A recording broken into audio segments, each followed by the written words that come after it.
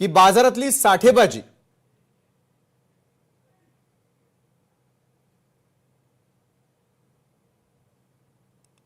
राजू शेट्टी जी, माझा आवाज येतोय आपल्यापर्यंत? बरं, आपल्यासाठी हा प्रश्न आहे की ऐन सणासुदीमध्ये साखरेचे दर वाढण्यामागचं खरं कारण काय? मागणी वाढलेली आहे, पुरवठा घटलाय की बाजारातील साठेबाजी त्याला कारणीभूत आहे? साखरेचे दर वाढण्याचं एकमेव कारण म्हणजे पुढच्या 3 महिन्यामध्ये जेमतेम आपल्याला पुरेल, कमी पडणार नाही पण पुरेल एवढीच साखर शिल्लक आहे.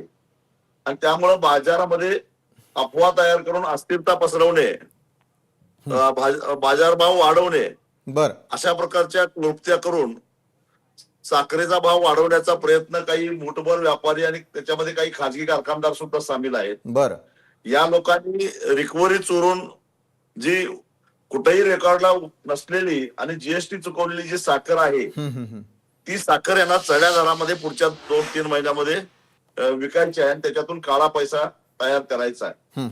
एकट्या महाराष्ट्रामध्येच आजही 24 लाख टन साखर अधिकृतरित्या शिल्लक आहे.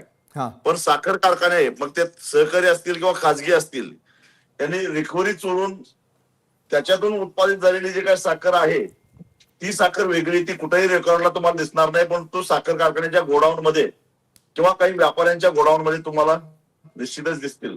काही व्यापाऱ्यांनी पुढच्या 2-3 महिन्यामध्ये साखरेचा भाव वाढणार असा अंदाज घेऊन आवश्यकता नसताना ज्यादा साखर खरेदी करून वेगवेगळ्या गोडाऊन मध्ये ठेवलेली आहे.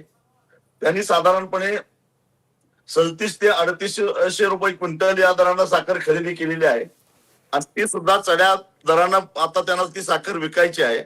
क्विंटल पाठीमागे जवळजवळ 1,500 रुपये इतका नफा त्याच्यामध्ये कमवायचा आहे.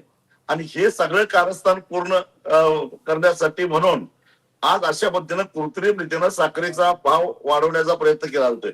एका बाजूला सांगायचं की साखर कारखान्याकडे साखर शिल्लक नाही आणि फारशी शिल्लक नाही आणि त्यामुळं वाढीव साखरेच्या दराचा फायदा शेतकऱ्यांनाही मिळून द्यायचा नाही, आणि दुसऱ्या बाजूला अशा पद्धतीनं काळा पैसा तयार करायचा, हे कारस्थान आहे. सरकारनं जर कठोरपणानं पावलं उचलली, खाजगी असोत किंवा साखर कारखान्याचे असोत, गोडाऊन तपासली, रेट टाकली आणि त्यांच्याकडे अधिकृत साठा किती आहे आणि अनधिकृत साठा किती आहे हे जर बघितलं तर निश्चितच मला खात्री आहे की हे सगळं बिंग बाहेर पडल्याशिवाय राहणार नाही.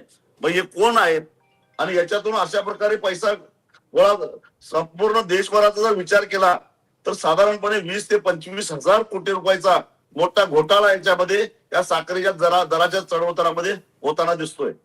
बरं, सरकारतर्फे बाजू मांडण्यासाठी सदाभाऊ खोत देखील आपल्याबरोबर यावेळेला सामील झालेले आहेत. सदाभाऊ, आपल्याकडे येण्याआधी डॉक्टर अजित नवलेंना